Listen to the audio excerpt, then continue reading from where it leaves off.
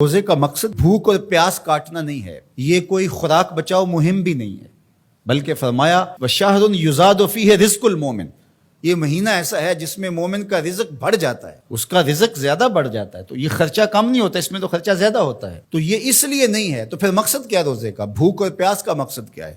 تو ارشاد فرمایا لعلکم تتقون، اتقاء کا نور تمہیں نصیب ہو، تقوی کا نور نصیب ہو۔ اور تقوی کیا ہے؟ محتاط زندگی گزارنا، کوئی عمل اللہ اور اس کے رسول کے بتائے ہوئے احکام سے ہٹ کر نہ ہو، یہ تقوی ہے۔ دنیا میں رہتے ہوئے اس طرح زندگی گزاری جائے کہ دامن کہیں داغدار نہ ہونے۔ رہو دنیا میں، ترک دنیا کا نام دین نہیں ہے، یہ بات ذہن میں رکھے۔ ہمارا دین ترک دنیا کا درس نہیں دیتا، لیکن غرق دنیا سے بھی بچنے کی تلقین کرتا ہے۔ ترک دنیا بھی نہ کرو اور غرق دنیا بھی نہ ہو جاؤ۔ اب اس کو حاصل کیسے کیا جائے؟ اللہ نے قرآن میں کہا کہ میں روزے سے تمہیں تقویٰ دوں گا، نسخہ ہاتھ میں آ گیا۔ اب سوال یہ ہے کہ روزے سے تقویٰ کیسے ملتا ہے؟ صحیح حدیث میں ہے، بخاری ہے، اذا جاء رمضان سلسلت الشیاطین، جب ماہ سیام رمضان المبارک آتا ہے تو شیاطین جکڑ دیے جاتے ہیں۔ شیاطین جکڑ دیے گئے، تبھی تو مساجد کے دروازے کھل گئے، تبھی تو نماز کا رجحان پیدا ہوا، صدقہ و خیرات کے لیے لوگوں کے دلوں کے اندر مزید نرمی پیدا ہوئی۔ جو 5 نمازیں بھی نہیں پڑھتے تھے تراویح کے لیے بھی کھڑے نظر آتے ہیں۔ کیوں؟ شیطان بند گیا۔ لیکن کم تولا جا رہا ہے، کم ناپا جا رہا ہے، جھوٹ بولا جا رہا ہے، یہ کیوں؟ نفس موجود ہے۔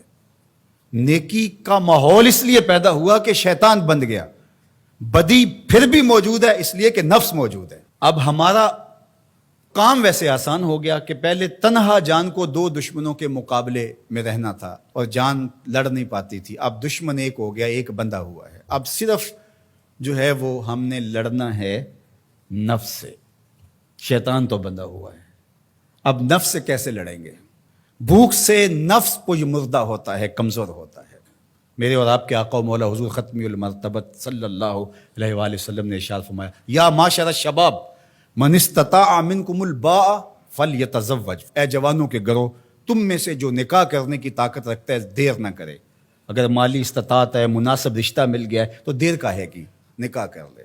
اور فرمایا اس لیے کہ نکاح نظروں کا بھی محافظ ہے اور تمہاری پارسائی کا بھی محافظ ہے۔ فَإِن لَّمْ يَسْتَطِعْ، اور اگر طاقت نہیں ہے، کسی وجہ سے نکاح نہیں ہو پا رہا، فَعَلَيْكُمْ بِالصَّوْمِ، تو کثرت کے ساتھ روزے رکھو۔ فَإِنَّهُ لَهُ وِجَاء، اس لیے کہ روزے قاطع شہوات ہیں، گناہوں سے بچانے کا بہترین ذریعہ ہے۔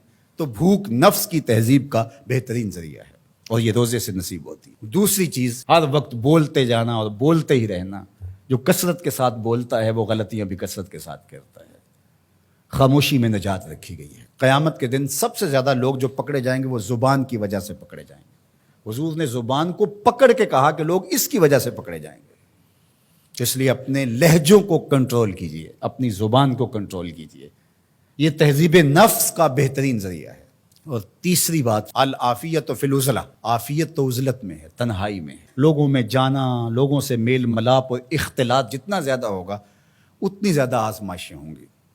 اس لیے جہاں تک ممکن ہو دینی ضرورت کے لیے آپ کو جانا پڑتا ہے، ضرور لوگوں سے ربط رکھیں، لیکن ربط پورا رکھیں، لیکن ربط بھی اچھے لوگوں کے ساتھ رکھیں۔ فرمایا تمہارا کھانا متقی کے علاوہ نہ کھائے کوئی، یعنی جس کی تم دعوت کرو وہ متقی ہو، پرہیزگار ہو۔ اچھے لوگوں کے ساتھ ربط رکھو، نیک لوگوں کی صحبت میں بیٹھو گے نیکی ملے گی، برے لوگوں کی صحبت کے ساتھ بیٹھو گے تو برائی ملے گی۔ تو آئیے میں اور آپ روزے کو اس کے آداب کی رعایت کے ساتھ رکھنے کا عزم کریں۔